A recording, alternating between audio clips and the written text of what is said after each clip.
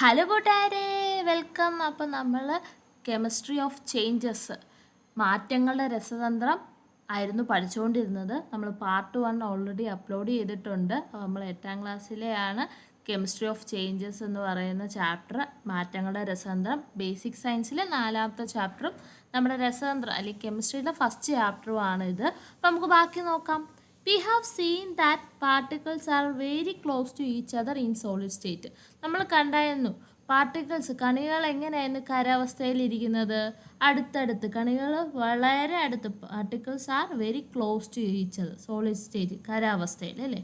What happens to the distance between particles and energy of particles when solids are heated. നമ്മൾ സോളിഡിനെ heat ചെയ്യുവാണെങ്കിൽ, ഖരാവസ്ഥയിരിക്കുന്ന ഒരു വസ്തുവിനെ ചൂടാക്കുമ്പോൾ കണികൾ തമ്മിലുള്ള അകലത്തിനും distance between particles and energy of particles, കണികളുടെ ഊർജത്തിനും എന്താണ് സംഭവിക്കുന്നത്? കണികൾ തമ്മിലുള്ള അകലം, ഡിസ്റ്റൻസ് ബിറ്റ്വീൻ ദി പാർട്ടിക്കിൾസ് എന്ത് ചെയ്യും? കൂടും അല്ലേ. എനർജി ഓഫ് ദി പാർട്ടിക്കിൾസ്, കണികളുടെ ഊർജം എന്ത് ചെയ്യും? ഖരാവസ്ഥയിൽ ഇരിക്കുന്നതിനേക്കാളും ഊർജം കൂടുതലായിരിക്കും.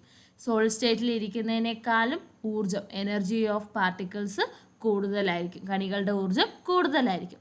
അപ്പം വസ്തുവിനെ ചൂടാക്കുമ്പോൾ കണികൾ തമ്മിലുള്ള അകലവും കണികളുടെ ഊർജവും വർദ്ധിക്കുകയും ക്രമേണ അത് ദ്രാവകത്തിൻ്റെ കണികാ ക്രമീകരണം കൈവരിക്കുകയും ചെയ്യുന്നു. ഇപ്പോൾ ഖരാവസ്ഥയിൽ നമ്മൾ ഐസ് എടുക്കുന്നു. എക്സാമ്പിളായിട്ട് ഐസ് നോക്കുക. ഐസിനെ നമ്മൾ ചൂടാക്കുമ്പോൾ എന്ത് സംഭവിക്കുക? അത് ദ്രാവകമായി മാറുകയാണ് ചെയ്യുന്നത് അല്ലേ. അതൊരു ഖരാവസ്ഥയിലിരിക്കുന്ന സോളിഡ് സ്റ്റേറ്റിലിരിക്കുന്ന സാധനമാണ്.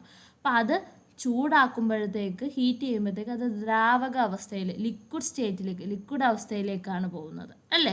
അപ്പോൾ അതിനുള്ളിലുള്ള കണികൾ തമ്മിലുള്ള ഊർജവും കണികൾ തമ്മിലുള്ള അകലവും എന്താണ്? കണികളുടെ ഊർജവും കണികൾ തമ്മിലുള്ള അകലവും എന്ത് ചെയ്യുന്നുണ്ട്? കൂടുന്നുണ്ട്.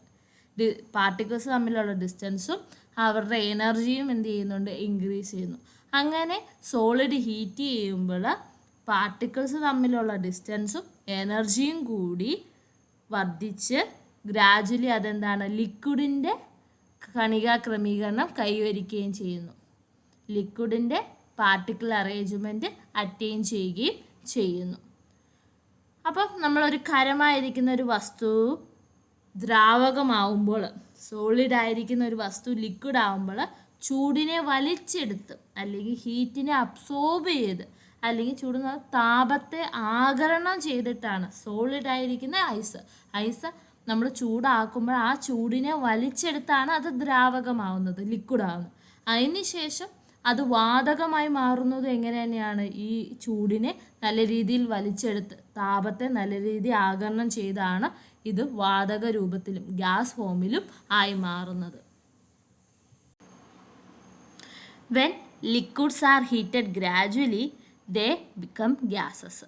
നമ്മൾ ദ്രാവകത്തെ ചൂടാക്കിയാൽ ക്രമേണ അത് വാതകമായി മാറുന്നു. നമ്മൾ ഐസ് ആക്കിയപ്പോൾ കിട്ടിയ വെള്ളത്തെ പിന്നെയും ചൂടാക്കുകയാണെങ്കിൽ എന്ത് ചെയ്യും? അത് വാതകമായി മാറും, അത് ഗ്യാസായി മാറും. What happens when A gas is cooled? ഒരു വാതകത്തെ തണുപ്പിച്ചാൽ എന്താ സംഭവിക്കുന്നത്? നമ്മളൊരു ഐസ് എടുത്തു, ഐസിനെ ചൂടാക്കുമ്പോൾ ആ ചൂട് അബ്സോർബ് ചെയ്ത് ആ താപത്തെ ആഗിരണം ചെയ്ത് ലിക്വിഡ് ആവുന്നു, ദ്രാവകമാകുന്നു. അതിനുശേഷം ഈ ദ്രാവകത്തെ, ഈ ലിക്വിഡിനെ പിന്നെയും നമ്മൾ ചൂടാക്കുമ്പോഴത്തേക്ക് അത് വാതകം, ഗ്യാസ് ഫോമിൽ ആയി മാറുന്നു. താപത്തെ ആഗിരണം ചെയ്ത് തന്നെയാണ് ഈ വാതകമാകുന്നത്. ഈ കിട്ടിയ വാതകത്തെ നമ്മൾ പിന്നെയും തണുപ്പിച്ചാൽ, നമ്മൾ കൂൾ ചെയ്താൻ വെച്ചാൽ അത് തിരിച്ചെന്താവുന്നു? ദ്രാവകമായി മാറുന്നു. എന്തായി മാറുന്നു? ദ്രാവകമായി മാറുന്നു, ലിക്വിഡായി മാറുന്നു. കാരണം അതിനുള്ളിലുള്ള ചൂടിനെ വെളിയിൽ കളഞ്ഞ് പുറത്തേക്ക് വിട്ടാണ് അത് എന്തായി മാറുന്നത്? ലിക്വിഡായി മാറുന്നത്. അപ്പോൾ വാതകത്തെ, ഗ്യാസിനെ നമ്മൾ തണുപ്പിച്ചാൽ, കൂളാക്കിയാൽ അതിനുള്ളിലുള്ള ഹീറ്റിനെ പുറത്തേക്ക് വിട്ട്, ലിബറേറ്റ് ഹീറ്റ് എന്ന് പറഞ്ഞാൽ പുറത്തു വിടുന്നു, ഹീറ്റിനെ പുറത്തേക്ക് വിട്ട് അത് ദ്രാവകമായി മാറുന്നു, ലിക്വിഡ് സ്റ്റേറ്റിലായി മാറുന്നു. അപ്പോൾ അവിടെ എന്താ സംഭവിക്കുന്നത്? ഗ്യാസ് ആയിരുന്നപ്പോൾ മോളിക്യൂൾസ് തമ്മിൽ, കണികൾ തമ്മിലുള്ള ഡിസ്റ്റൻസ് എന്തായിരുന്നു? കൂടുതലായിരുന്നു അല്ലേ. അതുപോലെ തന്നെ എനർജി എന്തായിരുന്നു? വളരെ കൂടുതലായിരുന്നു. ലിക്വിഡിനേക്കാളും കൂടുതലാണ് എനർജിയും കണികൾ തമ്മിലുള്ള അകലവും എന്ന് നമ്മൾ പഠിച്ചു ഗ്യാസിൻ്റെ കേസിൽ, വാതകത്തിൻ്റെ കേസിൽ. അപ്പോൾ ഈ ഗ്യാസിനെ തിരിച്ച് ലിക്വിഡ് ആക്കുമ്പോൾ ഈ വാതകത്തെ തിരിച്ച് ദ്രാവകമാക്കുമ്പോൾ എന്ത് സംഭവിക്കുന്നു? ഈ കണികൾ തമ്മിലുള്ള അകലം എന്ത് ചെയ്യും? കുറയുന്നു. ഊർജവും എന്ത് ചെയ്യും? കുറയും. എനർജി ഓഫ് പാർട്ടിക്കിൾസും ഡിക്രീസ് ചെയ്യുന്നു, പാർട്ടിക്കിൾ തമ്മിലുള്ള ഡിസ്റ്റൻസും കുറയുന്നു. അങ്ങനെ പുറത്തേക്ക് താപത്തെ വിട്ട് ഹീറ്റിനെ ലിബറേറ്റ്സ് ചെയ്തിട്ട് ഗ്യാസ് ലിക്വിഡായി മാറുന്നു, വാതകം ദ്രാവകമായി മാറുന്നു. ഇനി നമുക്ക് ഈ ദ്രാവകത്തെ, ഈ ലിക്വിഡിനെ ഇനി എന്ത് സോളിഡ് ആക്കണമെങ്കിലും എന്താ ചെയ്താൽ മതി? നമുക്ക് വെള്ളമുണ്ട്, നമ്മൾ ഫ്രീസറിൽ വെക്കുന്നു, എന്ത് ചെയ്യുന്നു? നമുക്ക് സോളിഡായിട്ടുള്ള ഐസ് കിട്ടുന്നു, ഖരാവസ്ഥയിരിക്കുന്ന ഐസ് കിട്ടുന്നു. അപ്പോൾ അവിടെ എന്താണ്? താപത്തെ പുറത്ത് വിടുന്നു, ഹീറ്റിനെ ലിബറേറ്റ് ചെയ്തിട്ടാണ് നമുക്ക് എന്ത് കിട്ടിയത്?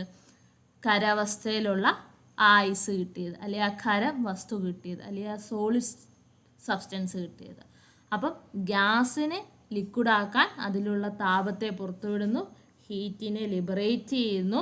അതുപോലെ തന്നെ ആ ദ്രാവകം ഖരാവസ്ഥയിലോട്ട് മാറാനും നമുക്ക് തണുപ്പിച്ചാൽ, അല്ലെങ്കിൽ അതിലുള്ള ഹീറ്റിനെ വെളിയിൽ കളഞ്ഞാൽ, അല്ലെങ്കിൽ അതിലുള്ള താപത്തെ പുറത്തു വിട്ടാൽ ലിക്വിഡ് അവസ്ഥയിൽ, ദ്രാവക അവസ്ഥയിലിരിക്കുന്ന ഒരു വസ്തു എന്തായി മാറുന്നു? ഖരാവസ്ഥയിലേക്ക്, സോളിഡ് സ്റ്റേറ്റിലേക്ക് മാറുന്നു. നമ്മൾ ഐസിൻ്റെ ഫോർമേഷനും ഓർത്താൽ മാത്രം മതി, നമുക്ക് ജസ്റ്റ് സിമ്പിളായിട്ട് ഇത് മനസ്സിലാക്കാൻ സാധിക്കും. If we further cool A liquid it becomes solid. നമ്മൾ ദ്രാവകത്തെ കൂടുതൽ തണുപ്പിച്ചാൽ അത് ഖരാവസ്ഥയിലായിട്ട് മാറുന്നു, അല്ലെങ്കിൽ ഖരമായി മാറുന്നു. ഇനി പറഞ്ഞുകൊണ്ടിരുന്നത് ഖരാവസ്ഥ ദ്രാവകമാവുന്നു, ദ്രാവകം ഗ്യാസ് ആവുന്നു, സോളിഡ് ലിക്വിഡ് ആവുന്നു, ലിക്വിഡ് ആയത് ഗ്യാസായി മാറുന്നു എന്നാണ്. പക്ഷെ ചില പദാർത്ഥങ്ങൾ, ചില സബ്സ്റ്റൻസ് സോളിഡ് ആയിരിക്കുന്നത് നേരിട്ട് ഗ്യാസായി, വാതകമായി മാറുന്നുണ്ട്.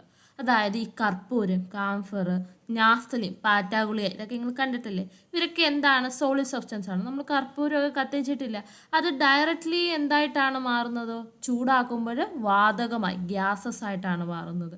ഇതിനെയാണ് സബ്ലിമേഷൻ എന്ന് പറയുന്നത്. എന്താണ്? ഉത്പതനം. എന്താണ്? ഉത്പതനം എന്നറിയപ്പെടുന്നത്. സോളിഡ് സബ്സ്റ്റൻസ് ആയ കാംഫർ, പാറ്റാഗുളികകളും നാഫ്തലീനും ഒക്കെ തുടങ്ങിയ ഖരവസ്തുക്കൾ ചൂടാക്കുമ്പോൾ, കാംഫർ എന്ന് പറഞ്ഞാൽ കർപ്പൂരം, ഹീറ്റ് ചെയ്യുമ്പോൾ ഡയറക്റ്റ്ലി ചേഞ്ച് ടു ഗ്യാസസ്, അവ നേരിട്ട് വാതകമായി മാറുന്നു. ഇത് ഉത്പതനം എന്ന് അറിയപ്പെടുന്നു. This is known as sublimation. How does the water kept in a freezer change to ice? ഫ്രീസറിൽ സൂക്ഷിച്ച വെള്ളം ഐസായി മാറുന്നത് എങ്ങനെയായിരിക്കും? നമ്മൾ കൊച്ചിലേക്ക് ആരും കാണാതെ വെള്ളം കൊണ്ടുപോയി ഫ്രീസറിൽ വെച്ച് തണുപ്പിച്ച് കുടിക്കാനൊക്കെ നോക്കിയിട്ടുള്ളവരല്ലേ? അപ്പം നിങ്ങൾ ആലോചിച്ചിട്ടുണ്ടോ എങ്ങനെയാണ് ഈ ഫ്രീസറിൽ വെള്ളം വെക്കുമ്പോൾ അത് ഐസായി മാറുന്നത്? അപ്പോൾ നമ്മൾ ഫ്രീസറിൽ വെള്ളം വെക്കുമ്പോൾ അതിന് കൂടുതൽ തണുപ്പ് കിട്ടുന്നു. ഈ തണുപ്പ് കിട്ടുമ്പോൾ അതിലുള്ള ടെമ്പറേച്ചർ, അല്ലെങ്കിൽ അതിൻ്റെ താപത്തെ എല്ലാം എന്ത് ചെയ്യുന്നു? പുറന്തള്ളുന്നു, ലിബറേറ്റ്സ് ഹീറ്റ്. അതിനകത്തുള്ള എനർജി കുറയുകയും ടെമ്പറേച്ചർ കുറയുകയും ചെയ്യുന്നു.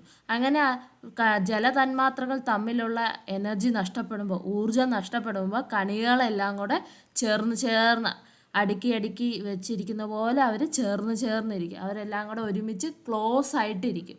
അങ്ങനെയാണ് വെള്ളം എന്തായി മാറുന്നത്? ഐസായി മാറുന്നത്. The change of substance from one physical state into another is known as change of state. ഇങ്ങനെ ഒരവസ്ഥയിലുള്ള പദാർത്ഥം മറ്റൊരവസ്ഥയിലേക്ക് മാറുന്നതിനെയാണ് നമ്മൾ അവസ്ഥാ പരിവർത്തനം എന്ന് പറയുന്നത്. എന്താണ് അവസ്ഥാ പരിവർത്തനം? ഒരവസ്ഥയിലുള്ള പദാർത്ഥം മറ്റൊരവസ്ഥയിലേക്ക് മാറി. ഇപ്പം ഐസിലേക്ക് എങ്ങനെ വെള്ളം ലിക്വിഡ് സ്റ്റേറ്റിലിരുന്നത് സോളിഡ് സ്റ്റേറ്റിലേക്ക് മാറി, ദ്രാവക അവസ്ഥയിലിരുന്നത് ഖരാവസ്ഥയിലേക്ക് മാറി. അപ്പോൾ അവിടെ എന്താണ്? ചേഞ്ച് ഓഫ് സ്റ്റേറ്റ്, അവസ്ഥാ പരിവർത്തനമല്ലേ നടന്നത്. Is change of A state A physical change or chemical change? ഒരു അവസ്ഥയ്ക്ക് മാറ്റം വരിക എന്ന് പറഞ്ഞാൽ, ഇപ്പോൾ ഒരു പദാർത്ഥത്തിൻ്റെ അവസ്ഥയ്ക്ക് മാറ്റം വരിക എന്ന് പറഞ്ഞാൽ അതെന്താണ്? ഫിസിക്കൽ മാറ്റമാണ്, ഫിസിക്കൽ ചേഞ്ച് ആണ്, ഭൗതിക മാറ്റമാണ്.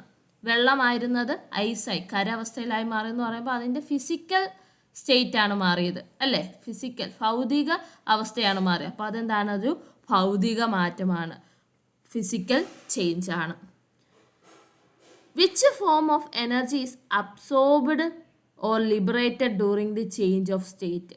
അപ്പോൾ ഈ അവസ്ഥാ പരിവർത്തന സമയത്ത് ഏത് രൂപത്തിലുള്ള ഊർജ്ജമാണ് സ്വീകരിക്കുന്നത് അല്ലെങ്കിൽ പുറത്തുവിടുന്നത്? താപോർജ്ജമാണ്. നമ്മൾ പഠിച്ചു, സോളിഡ് ലിക്വിഡ് ആവണമെങ്കിൽ അതിന് ഹീറ്റിനെ അബ്സോർബ് ചെയ്തിട്ടാണ്, ചൂടിനെ ആഗിരണം ചെയ്തിട്ടാണ് സോളിഡ് ലിക്വിഡ് ആവുന്നത്, ഖരം ദ്രാവകമായി മാറുന്നത് അല്ലേ. അതുപോലെ തന്നെ ഈ ലിക്വിഡ് വാതകമാകണമെങ്കിലും ദ്രാവകം ഗ്യാസ് ആവണമെങ്കിലും താപത്തെ ആഗിരണം ചെയ്തിട്ടാണ്, ഹീറ്റിനെ അബ്സോർബ് ചെയ്തിട്ടാണ് അതും ആയി മാറുന്നത്. ഇതേപോലെ തിരിച്ച് വാതകം ദ്രാവകമാകണമെങ്കിലും ഗ്യാസ് ലിക്വിഡ് ആവണമെങ്കിൽ അതിനുള്ളിലുള്ള ചൂടിനെ പുറത്ത് വിട്ടിട്ടാണ് അത് മാറുന്നത്. അപ്പോൾ അവിടെ ഏത് എനർജിയാണ് അവർ ഉപയോഗിക്കുന്നത്? താപോർജ്ജം, ഹീറ്റ് എനർജിയാണ് ഉപയോഗിക്കുന്നത്. What happens to the energy of particles when heat is absorbed or liberated? താപം സ്വീകരിക്കുമ്പോഴും പുറത്തുവിടുമ്പോഴും കണികളുടെ ഊർജത്തിന് എന്ത് സംഭവിക്കുന്നു? താപം സ്വീകരിക്കുമ്പോൾ അല്ലെങ്കിൽ പാർട്ടിക്കിൾസിൻ്റെ എനർജി ഹീറ്റ് അബ്സോർബ് ചെയ്യുമ്പോൾ കൂടിക്കൂടിയാണ് പോകുന്നത്. അതുപോലെ തന്നെ താപം പുറത്തേക്ക് വിടുമ്പോൾ, താപം ലിബറേറ്റ് ചെയ്യുമ്പോൾ, നമ്മൾ ലിബറേറ്റ് ചെയ്യുമ്പോൾ പാർട്ടിക്കിളിൻ്റെ എനർജി, പാർട്ടിക്കിളിൻ്റെ ഊർജം കുറഞ്ഞാണ് പോകുന്നത്. അപ്പം നമ്മൾ ഇത്രയും പഠിച്ചതാണ് ഈ ഒരു ഇല്ലസ്ട്രേഷൻ ചിത്രീകരണത്തിലൂടെ മനസ്സിലാവുന്നത്. സോളിഡ് ലിക്വിഡ് ആവണമെങ്കിൽ അബ്സോർബ്സ് ഹീറ്റ്, ലിക്വിഡ് ഗ്യാസ് ആവണമെങ്കിലും അബ്സോർബ്സ് ഹീറ്റ്, ഖരം ദ്രാവകമാണെങ്കിൽ താപം ആഗിരണം ചെയ്യുന്നു, ദ്രാവകം വാതകമാകണമെങ്കിലും താപം ആഗിരണം ചെയ്യുന്നു. ഇനി വാതകം ദ്രാവകമാണെങ്കിൽ താപം പുറത്തുവിടുന്നു, ദ്രാവകം ഖരമാകണമെങ്കിലും താപം പുറത്തുവിടുന്നു. ഗ്യാസ് ലിക്വിഡ് ആവണമെങ്കിലും ലിബറേറ്റ്സ് ഹീറ്റ്, ലിക്വിഡ് സോളിഡ് ആവണമെങ്കിലും ലിബറേറ്റ്സ് ഹീറ്റ്.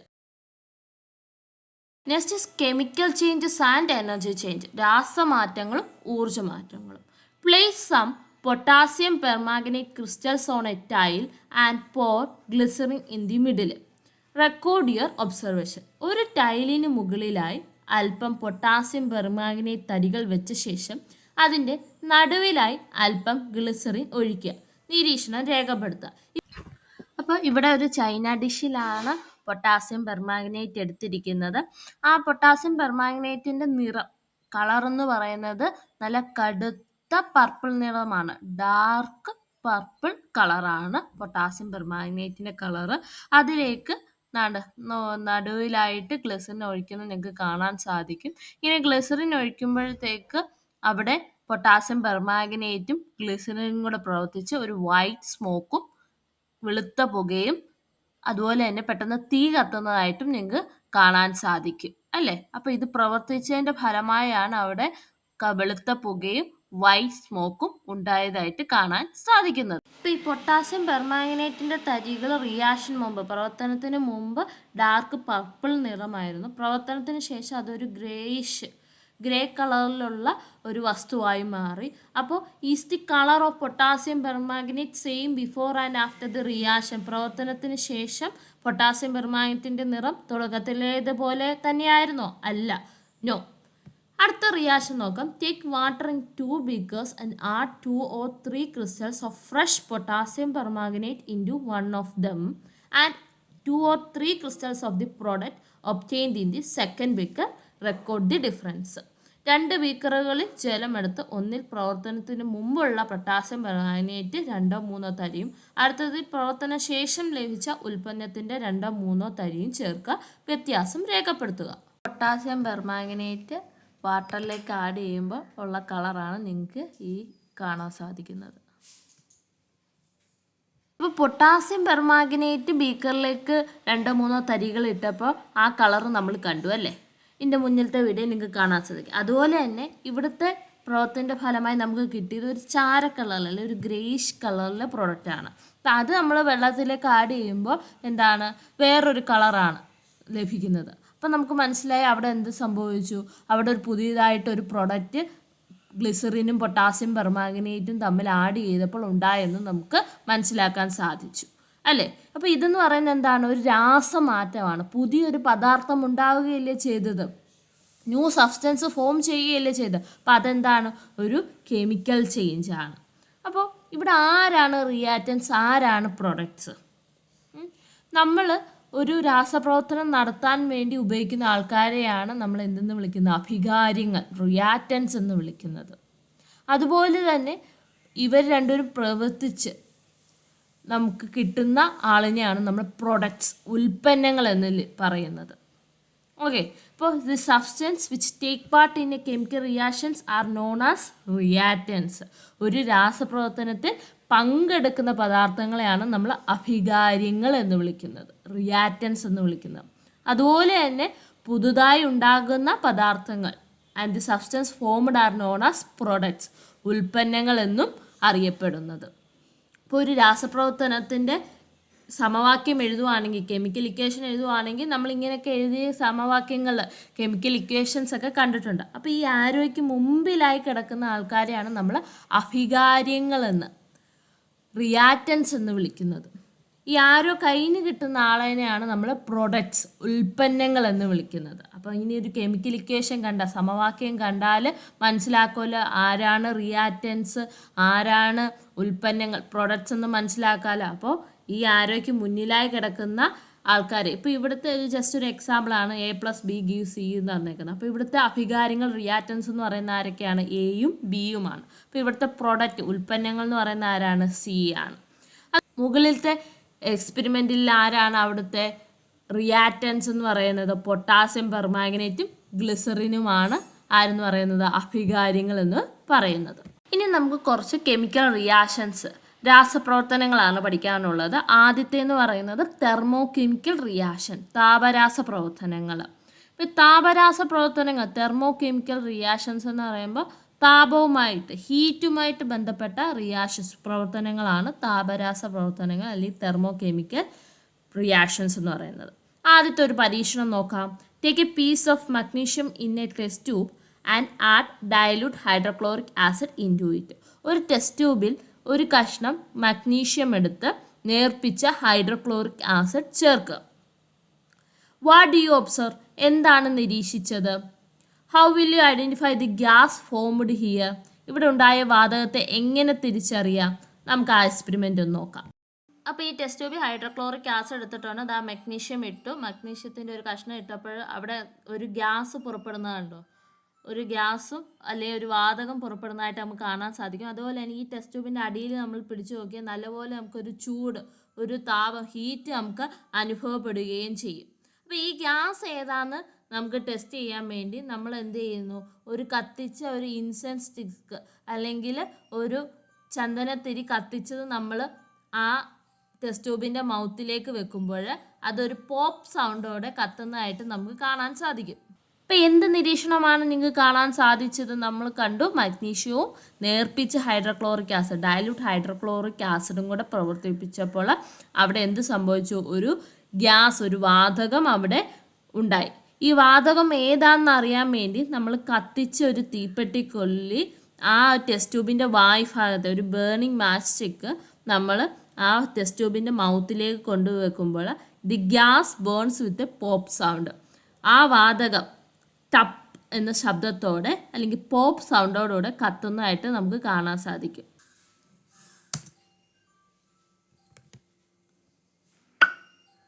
കേട്ടില്ലേ? ഒരു പോപ്പ് സൗണ്ടോടുകൂടെ കെട്ടുപോകുന്നത് കണ്ടില്ലേ? ഈ വാതകം ഏതാണ്? ഈ വാതകമാണ് ഹൈഡ്രജൻ ഗ്യാസ്. ഇങ്ങനെ പോപ്പ് സൗണ്ടോടെ അല്ലെങ്കിൽ ടപ്പേന്നൊരു ശബ്ദത്തോടെ കത്തുന്ന ഗ്യാസ് അല്ലെ വാതകമാണ് ഹൈഡ്രജൻ വാതകം. അപ്പോൾ മഗ്നീഷ്യവും നേർപ്പിച്ച ഹൈഡ്രോക്ലോറിക് ആസിഡുമായി പ്രവർത്തിപ്പിച്ചാൽ കിട്ടുന്ന എന്തായിരിക്കും? ഹൈഡ്രജൻ വാതകമായിരിക്കും. When magnesium reacts with dilute hydrochloric acid the hydrogen gas is formed. ഏത് ഗ്യാസാണ് ഉണ്ടാകുന്നത്? ഹൈഡ്രജൻ വാതകമാണ് ഉണ്ടാകുന്നത്. Then touch the bottom of the test tube. Test ട്യൂബിൻ്റെ അടിഭാഗത്ത് സ്പർശിച്ച് നോക്കുക. നമുക്ക് ഒരു ചൂട് അനുഭവപ്പെടും. ടെസ്റ്റ് ട്യൂബിൻ്റെ അടിഭാഗം ടച്ച് ചെയ്യുമ്പോൾ ഒരു ചൂട്, ഒരു താപം നമുക്ക് അനുഭവപ്പെടും. അപ്പോൾ ഇവിടെ രാസപ്രവർത്തനത്തിൻ്റെ ഫലമായി as a result of chemical reaction ഹൈഡ്രജനോടൊപ്പം ഹീറ്റും താപവും പുറത്തു വരുന്നുണ്ട്, ഹീറ്റും പ്രൊഡ്യൂസ് ചെയ്യുന്നുണ്ട്. അപ്പോൾ ഇവിടുത്തെ അഭികാര്യങ്ങൾ ആരൊക്കെയാണ്? മഗ്നീഷ്യവും നേർപ്പിച്ച ഹൈഡ്രോക്ലോറിക് ആസിഡുമാണ്. ആരൊക്കെയാണ്? മഗ്നീഷ്യവും ഡയലൂട്ട് ഹൈഡ്രോക്ലോറിക് ആസിഡുമാണ് നമ്മുടെ ഇവിടുത്തെ റിയാക്റ്റൻസ്, അഭികാര്യങ്ങൾ എന്ന് പറയുന്നത്. ഇനി റിയാക്ഷൻ നടന്ന് കിട്ടുന്ന ആൾക്കാരെയാണ്, പ്രവർത്തനം നടന്ന് കിട്ടുന്ന ആൾക്കാരെയാണ് നമ്മൾ ഉൽപ്പന്നങ്ങൾ എന്ന് വിളിക്കുന്നത്. അപ്പോൾ ഇവിടുത്തെ ഉൽപ്പന്നങ്ങൾ ആരൊക്കെയാണ്? ഹൈഡ്രജനും ഹീറ്റും, ഹൈഡ്രജനും താപവുമാണ് ഇവിടുത്തെ പ്രൊഡക്ട്സ്, ഉൽപ്പന്നം എന്ന് പറയുന്നത്. അടുത്ത ഒരു പ്രവർത്തനം നോക്കാം. ഒരു സ്റ്റീൽ കപ്പിൽ നീറ്റ് കക്ക എടുക്കുക. നീറ്റ് കക്ക എന്ന് പറഞ്ഞാൽ ക്യുക്ക് ലൈമാണ്. അതൊരു സ്റ്റീൽ കപ്പിൽ എടുത്ത ശേഷം add some water into it. അതിലേക്ക് അല്പം ജലം ചേർക്കുക. കുറച്ച് സമയത്തിന് ശേഷം നമ്മൾ ആ കപ്പ് ഒന്ന് സ്പർശിച്ച് നോക്കിയാൽ നമുക്കൊരു ചൂട് അനുഭവപ്പെടും. എന്തനുഭവപ്പെടും? ഒരു താപം അനുഭവപ്പെടും. കാരണം ഇവിടെ നീറ്റ് കക്കയും ജലവും കൂടെ പ്രവർത്തിപ്പിച്ച് അല്ലെങ്കിൽ ക്യുക്ക് ലൈമും വാട്ടറും കൂടെ റിയാക്ട് ചെയ്ത് നമുക്ക് അവിടെ ചുണ്ണാമ്പ് സ്ലേക്കട്ട് ലൈമാണ് ലഭിക്കുന്നത്. അതിനോടൊപ്പം ആരും പ്രൊഡ്യൂസ് ചെയ്യുന്നുണ്ട്, പുറത്തു വരുന്നുണ്ട്, താപം ഹീറ്റും പുറത്തു വരുന്നത്. അതുകൊണ്ടാണ് ക്യുക്ക് ലൈമും വാട്ടറും ആഡ് ചെയ്ത സ്റ്റീൽ കപ്പ് നമുക്ക് തൊടുമ്പോൾ ഒരു ചൂട് അനുഭവപ്പെടാൻ കാരണം. അപ്പം നീറ്റ് കക്കയും ക്യുക്ക് ലൈമും വാട്ടറും കൂടെ ആഡ് ചെയ്താൽ എന്താ ഉണ്ടാകുന്നത്? ചുണ്ണാമ്പ് സ്ലേക്ക് ലൈം, അതോടൊപ്പം താപം ഹീറ്റും അവിടെ പുറത്തു വരുന്നത്. അപ്പോൾ ഒരു കെമിക്കൽ റിയാക്ഷനിൽ ഹീറ്റ് ലിബറേറ്റ് ചെയ്യുന്നുണ്ടെങ്കിൽ അല്ലെങ്കിൽ താപം പുറത്തു വരുന്നുണ്ടെങ്കിൽ അത്തരത്തിലുള്ള റിയാക്ഷൻസിനെ, അത്തരത്തിലുള്ള രാസപ്രവർത്തനങ്ങളെ എക്സോതെർമിക് റിയാക്ഷൻ എന്നാണ് വിളിക്കുന്നത്. താപമോചകം, താപത്തെ മോചിപ്പിച്ച് വിടുകയല്ലേ, അപ്പോൾ താപമോചക പ്രവർത്തനം എന്നാണ് വിളിക്കുന്നത്. അപ്പോൾ if heat is liberated as a result of chemical reaction, such reactions are known as exothermic reaction. ഒരു രാസപ്രവർത്തനത്തിൻ്റെ ഫലമായി താപം പുറത്തുവിടുന്നുവെങ്കിൽ അത്തരം പ്രവർത്തനങ്ങളെ താപമോചക പ്രവർത്തനങ്ങൾ എക്സോതെർമിക് റിയാക്ഷൻസ് എന്ന് അറിയപ്പെടുന്നു. ഈ രണ്ടാമത്തെ പരീക്ഷണത്തിൽ ആരാണ് റിയാക്റ്റൻസ്? ക്യുക്ക് ലൈമും വാട്ടറുമാണ്. നീറ്റ് കക്കയും ജലവുമാണ് ഇവിടുത്തെ അഭികാര്യങ്ങൾ എന്ന് പറയുന്നത്. അപ്പോൾ ഇവിടുത്തെ പ്രൊഡക്ട്സ് ഉൽപ്പന്നം ആരാണ്? സ്ലേക്കട്ട് ലൈം, ചുണ്ണാമ്പും ഹീറ്റും താപവുമാണ് ഇവിടുത്തെ ഉൽപ്പന്നങ്ങൾ, പ്രൊഡക്ട്സ് എന്ന് പറയുന്നത്. മുകളിൽ കണ്ട രണ്ട് റിയാക്ഷനും എന്താണ്? ഹീറ്റിനെ വെളിയിലേക്ക് കളയുകയാണ് ചെയ്തത്. അവരുടെ പ്രൊഡക്റ്റിനോടൊപ്പം, ഉൽപ്പന്നത്തോടൊപ്പം താപവും പുറത്തുവിടുന്നുണ്ട്. അതുകൊണ്ടാണ് നമുക്ക് ആ സ്റ്റീൽ കപ്പിൽ അല്ലെങ്കിൽ ടെസ്റ്റ് ട്യൂബിൽ തൊടുമ്പോൾ ഒരു ചൂട്, താപം അനുഭവപ്പെട്ടത്. ഇനി നമുക്ക് വേറൊരു റിയാക്ഷൻ പഠിക്കാം. Take some potassium permanganate in a test tube and heat it. ഒരു ടെസ്റ്റ് ട്യൂബിൽ പൊട്ടാസ്യം പെർമാംഗനേറ്റ് തരികൾ എടുക്കുക, അതിനെ ചൂടാക്കുക. നമ്മുടെ എക്സ്പെരിമെൻറ്റ് പൊട്ടാസ്യം പെർമാംഗനേറ്റ് നമ്മൾ ഒരു ടെസ്റ്റ് ട്യൂബിൽ എടുത്ത് അത് ചൂടാക്കുന്നു. ചൂടാക്കുമ്പോൾ കുറച്ച് കഴിയുമ്പോൾ നമുക്ക് ഈ ടെസ്റ്റ് ട്യൂബിൻ്റെ മൗത്തിൽ നോക്കുക, ഒരു ഗ്യാസ് പുറപ്പെടുന്നത് കാണാം. ആ ഗ്യാസ് ഏതാണെന്ന് അറിയാൻ വേണ്ടി ഒരു കത്തിച്ച ഇൻസ്റ്റൻറ്റ് സ്റ്റിക്ക് ഇടുമ്പോഴത്തേക്ക്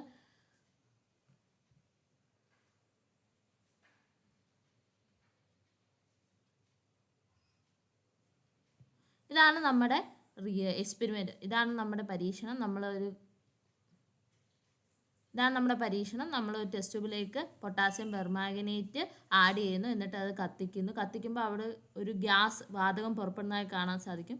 നമ്മൾ അതിലേക്ക് ഒരു കത്തിച്ച ചന്ദനത്തിരി അല്ലെങ്കിൽ ഇൻസെൻസ് സ്റ്റിക്ക് ഇടുമ്പോഴത്തേക്ക് നല്ല ആളി കത്തുന്നതായിട്ട് നമുക്ക് കാണാൻ സാധിക്കും. ആ ഒരു ഗ്യാസ് ഏതാണെന്ന് ഐഡൻറ്റിഫൈ ചെയ്യാനാണ്. അപ്പോൾ ആ ഇൻസെൻസ് സ്റ്റിക്ക്, ചന്ദനത്തിരി ആളി കത്തുന്നതായിട്ട് നമുക്ക് കാണാൻ സാധിക്കും. അപ്പോൾ അത് ഏത് ഗ്യാസാണ്? ഓക്സിജൻ ഗ്യാസാണ് അവിടെ ഉണ്ടായത്. ഏത് ഗ്യാസാണ്? ഓക്സിജൻ വാതകം. ഈ പൊട്ടാസ്യം പെർമാംഗനേറ്റ് എടുത്ത് ചൂടാക്കുമ്പോൾ നമുക്കൊരു വാതകം, ഗ്യാസ് ഫോം ചെയ്യുന്നതായിട്ട് കാണാൻ സാധിക്കും. അപ്പോൾ ആ ഗ്യാസ് ഏതാണെന്ന് മനസ്സിലാക്കുന്നതിനായി നമ്മൾ ആ ടെസ്റ്റ് ട്യൂബിൻ്റെ മൗത്തിൻ്റെ ഭാഗത്തായിട്ട്, വായുടെ ഭാഗത്തായിട്ട് ഒരു കത്തുന്ന ഇൻസെൻസ് സ്റ്റിക്ക്, കത്തുന്ന ചന്ദനത്തിരി കാണിക്കുമ്പോഴത്തേക്ക് അത് ആളിക്കത്തുന്നതായിട്ട് നമുക്ക് കാണാൻ സാധിക്കും. അപ്പോൾ ഈ ആളിക്കത്തുന്നതിനായി സഹായിച്ച വാതകമാണ് ഓക്സിജൻ ഗ്യാസ്. ഏത് വാതകമാണ്? ഓക്സിജൻ ഗ്യാസ് ആണ്. Which gas helps flaring the incense stick? Oxygen വാതകമാണ് സഹായിച്ചത്. അപ്പോൾ ഇവിടെ എന്താ സംഭവിച്ചത്? നമ്മൾ ഈ ടെസ്റ്റ് ട്യൂബിൽ ഇട്ട പൊട്ടാസ്യം പെർമാംഗനേറ്റ് വിഘടിച്ച് ഡീകമ്പോസ് ചെയ്താണ് ഓക്സിജൻ ഗ്യാസിനെ തന്നത്. അപ്പോൾ നമ്മൾ ചൂടാക്കിയപ്പോൾ ആ ചൂടിനെ അബ്സോർബ് ചെയ്ത്, ആ ചൂടിനെ വലിച്ചെടുത്തിട്ടാണ് പൊട്ടാസ്യം പെർമാംഗനേറ്റ് നമുക്ക് എന്ത് തന്നത്? ഓക്സിജൻ ഗ്യാസ്, ഓക്സിജൻ വാതകത്തെ തന്നത്. അപ്പോൾ ഇവിടുത്തെ റിയാക്റ്റൻസ്, അഭികാര്യങ്ങൾ എന്ന് പറയുമ്പോൾ ആരാണ്? പൊട്ടാസ്യം പെർമാംഗനേറ്റും ഹീറ്റുമാണ്, താപവുമാണ് ഇവിടുത്തെ റിയാക്റ്റൻസ് എന്ന് പറയുന്നത്. ഇവിടുത്തെ ഉൽപ്പന്നം എന്താണ്? അല്ലെങ്കിൽ പ്രൊഡക്റ്റ് എന്താണ്? ഓക്സിജൻ വാതകം, ഓക്സിജൻ ഗ്യാസ് ആണ് ഇവിടുത്തെ പ്രൊഡക്റ്റ്, ഉൽപ്പന്നം എന്ന് പറയുന്നത്. അപ്പോൾ ഏത് എനർജിയാണ് പൊട്ടാസ്യം പെർമാംഗനേറ്റിനെ വിഘടിപ്പിക്കാൻ, ഡീകമ്പോസ് ചെയ്യാൻ ആവശ്യമായത്? ഹീറ്റ് എനർജി, താപോർജ്ജമാണ് സഹായിച്ചത്. ഏതോർജ്ജമാണ്? താപോർജ്ജം. അപ്പോൾ ഈ പ്രവർത്തനത്തിൻ്റെ ഉൽപ്പന്നം എന്ന് പറയുന്നത് ഓക്സിജൻ ആണെന്ന് നമുക്ക് മനസ്സിലായി അല്ലേ? അപ്പോൾ ഇവിടെ എന്താണ്? ഹീറ്റിനെ അബ്സോർബ് ചെയ്തിട്ടാണ് ഒരു ഉൽപ്പന്നം ഉണ്ടായത്. ഹീറ്റിനെ ആഗിരണം ചെയ്തിട്ട്, താപത്തെ ആഗിരണം ചെയ്തിട്ടാണ് ഇവിടെ ഒരു ഉൽപ്പന്നം ഉണ്ടായത്. നമുക്ക് ഒരു റിയാക്ഷനും കൂടെ നോക്കാം. Take some ammonium chloride in a watch glass. ഒരു വാച്ച് ഗ്ലാസ്സിൽ അമോണിയം ക്ലോറൈഡ് എടുക്കുക, അതിലേക്ക് അല്പം ബേരിയം ഹൈഡ്രോക്സൈഡ് ചേർത്ത് ഗ്ലാസ് റോഡ് ഉപയോഗിച്ച് നന്നായി ഇളക്കുക. Add some barium hydroxide into it and mix well with glass rod. അതിനുശേഷം വാച്ച് ഗ്ലാസിൻ്റെ അടിഭാഗത്ത് തൊട്ട് നോക്കുമ്പോൾ നമുക്ക് നല്ലൊരു തണുപ്പ് അനുഭവപ്പെടുന്നത്. അപ്പോൾ ഇവിടെ എന്താണ് സംഭവിച്ചത്? Is heat energy absorbed or liberated here? ഇവിടെ താപോർജ്ജം പുറത്തുവിടുകയാണോ ആഗിരണം ചെയ്യുകയാണോ ചെയ്തത്? നമുക്ക് ആ വാച്ച് ഗ്ലാസിൻ്റെ അടിയിൽ തണുപ്പാണ് അനുഭവപ്പെട്ടെങ്കിൽ അവിടെ എന്താണ്? താപോർജ്ജത്തെ എന്ത് ചെയ്യുകയായിരുന്നു? താപോർജ്ജത്തെ ആഗിരണം ചെയ്യുകയാണ് ചെയ്തത്. ഹീറ്റ് എനർജി അബ്സോർബ് ചെയ്യപ്പെടുകയാണ് ചെയ്യുന്നത്. അപ്പോൾ ഒരു കെമിക്കൽ റിയാക്ഷൻ നടക്കാൻ വേണ്ടി ഹീറ്റ് എനർജി അബ്സോർബ്ഡ് ചെയ്യുവാണെങ്കിൽ അല്ലെങ്കിൽ ആഗിരണം ചെയ്യപ്പെടുവാണെങ്കിൽ അങ്ങനത്തെ പ്രവർത്തനത്തെ എൻഡോതെർമിക് റിയാക്ഷൻ, താപാകരണ പ്രവർത്തനങ്ങൾ എന്ന് പറയുന്നു. ഈ heat energy is absorbed during a chemical reaction, it is known as endothermic reaction. രാസപ്രവർത്തനങ്ങളിൽ താപോർജ്ജം ആഗിരണം ചെയ്യപ്പെടുന്നുവെങ്കിൽ അത്തരം പ്രവർത്തനങ്ങൾ താപാകരണ പ്രവർത്തനങ്ങൾ, എൻഡോതെർമിക് റിയാക്ഷൻസ് എന്ന് പറയുന്നു. ഇപ്പോൾ എൻഡോതെർമിക് റിയാക്ഷൻ താപാകരണ പ്രവർത്തനങ്ങളും താപമോചക പ്രവർത്തനങ്ങളും, എക്സോതെർമിക് റിയാക്ഷൻ. ഈ എൻഡോ എന്ന് പറയുമ്പോൾ നമ്മൾ എന്താ എയർ ഉള്ളിലേക്ക് എടുക്കുകയില്ല. അപ്പോൾ അതിൽ തന്നെയുണ്ട് ഹീറ്റ് എനർജി അബ്സോർബ് ചെയ്യപ്പെടുകയാണ് അവിടെ ചെയ്യുന്നതെന്ന് നമുക്ക് മനസ്സിലാക്കാം. താപത്തെ ആഗിരണം ചെയ്യുകയെന്ന് മനസ്സിലാക്കാം. ഇനി താപമോചകം അല്ലെ എക്സോ എന്ന് പറയുമ്പോൾ എന്താണ്? എയർ വെളിയിലോട്ടല്ലേ പോകുന്നത്. അപ്പോൾ അവിടെ നമുക്ക് മനസ്സിലാക്കാം ഹീറ്റ് എനർജിയെ പുറന്തള്ളുകയാണ്, പുറത്തേക്ക് വിടുകയാണ്, താപോർജ്ജത്തെ പുറത്തേക്ക് വിടുകയാണ് മനസ്സിലാക്കാം. അപ്പം അങ്ങനെ ആ പേരിൽ നിന്ന് തന്നെ നമുക്ക് എന്താണ് ഹീറ്റ് എനർജി അബ്സോർബ് ചെയ്യപ്പെടുകയാണോ ഹീറ്റ് എനർജി ലിബറേറ്റ് ചെയ്യുവാണോ എന്ന് മനസ്സിലാക്കാൻ സാധിക്കും. അപ്പോൾ നമുക്ക് എക്സാമ്പിൾസ് നോക്കാം. Exothermic reaction between potassium permanganate and glycerine. നമ്മൾ ആദ്യം ചെയ്ത എക്സ്പെരിമെൻറ്റ് പൊട്ടാസ്യം പെർമാഗ്നേറ്റും ഗ്ലിസറിനും തമ്മിലുള്ള പ്രവർത്തനം താപമോചക പ്രവർത്തനങ്ങളാണ്. Reaction between magnesium and hydrochloric acid. മഗ്നീഷ്യവും ഹൈഡ്രോക്ലോറിക് ആസിഡും എക്സോതെർമിക് റിയാക്ഷൻ താപമോചക പ്രവർത്തനമാണ്. അതുപോലെ തന്നെ നമ്മൾ അതിന് ശേഷം നീറ്റുകക്ക ക്യുക്ലൈമും വാട്ടറും കൂടെ ആഡ് ചെയ്തതും എക്സോതെർമിക് താപമോചക പ്രവർത്തനമാണ്. അടുത്തത് നോക്കാം. എൻഡോതെർമിക് റിയാക്ഷനിൽ ഡീകമ്പോസിഷൻ ഓഫ് പൊട്ടാസ്യം പെർമാഗ്നേറ്റിൻ്റെ വിഘടനം, അമോണിയം ക്ലോറൈഡും ബേരിയം ഹൈഡ്രോക്സൈഡും തമ്മിലുള്ള പ്രവർത്തനം. Reaction between ammonium chloride and barium hydroxide ഒരു എൻഡോതെർമിക് റിയാക്ഷനാണ്, താപാകരണ പ്രവർത്തനമാണ്. ഇപ്പോൾ reactions in which heat energy is liberated or absorbed are known as thermochemical reaction. താപോർജ്ജം പുറത്തുവിടുന്നതോ ആഗിരണം ചെയ്യുന്നതോ ആയ രാസപ്രവർത്തനങ്ങൾ പൊതുവായി താപരാസപ്രവർത്തനങ്ങൾ, തെർമോകെമിക്കൽ റിയാക്ഷൻസ് എന്ന് പറയുന്നു. ഇപ്പോൾ ഹീറ്റ് എനർജി അബ്സോർബ് ചെയ്യപ്പെടുകയോ അല്ലെങ്കിൽ ലിബറേറ്റ് ചെയ്യുകയോ ചെയ്യപ്പെടുന്ന കെമിക്കൽ റിയാക്ഷനെ തെർമോകെമിക്കൽ റിയാക്ഷൻസ് എന്ന് വിളിക്കുന്നു. താപോർജ്ജത്തെ പുറത്തുവിടുന്നതോ ആഗിരണം ചെയ്യുന്നതുമായ രാസപ്രവർത്തനങ്ങളെ പൊതുവായി താപരാസപ്രവർത്തനങ്ങൾ, തെർമോകെമിക്കൽ റിയാക്ഷൻസ് എന്ന് അറിയപ്പെടുന്നു. നമ്മൾ ഇത്രയാണ് ഈ ക്ലാസ്സിൽ നോക്കുന്നത്. നമുക്ക് അടുത്ത ക്ലാസ്സിൽ ഫോട്ടോ കെമിക്കൽ റിയാക്ഷൻസ് തൊട്ട് പ്രകാശ രാസപ്രവർത്തനങ്ങൾ തൊട്ട് പഠിക്കാം. Thank you.